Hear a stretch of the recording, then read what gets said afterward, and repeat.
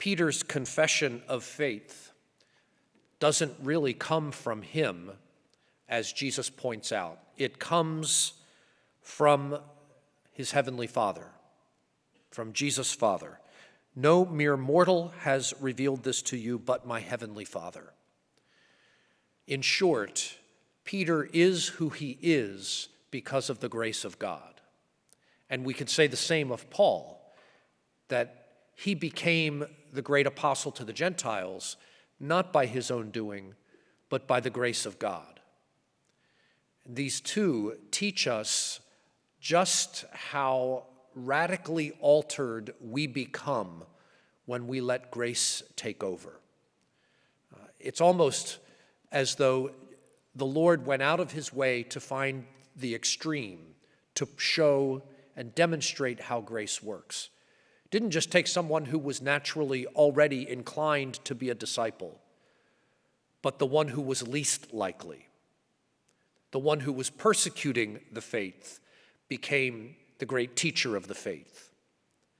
And Peter, who at every turn tried to resist, and if he was left to his own designs would have absolutely failed, early on in his call, "Leave me, Lord, I am a sinful man." And Jesus basically says, I have none of that, and I will show you just how this will all work. And so it's grace and God's revelation that enables Peter to make this confession of faith. Peter then again, left to his own designs, denies the Lord out of fear.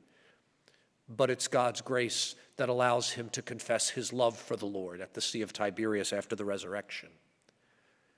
Think today about what grace has made of you, of what God's presence and God's mercy has made. And even if there are moments that we feel discouraged or unworthy or unlovable or in any way inadequate to be a follower of the Lord, to be an instrument or a disciple, recognize that God's grace is making something more.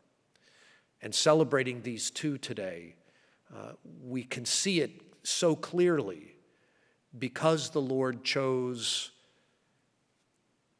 the ones who wouldn't have otherwise been the likely candidates. And that's meant to be an encouragement to us, a lesson to us of how mercy works, of how grace works, and in short, how God works with us.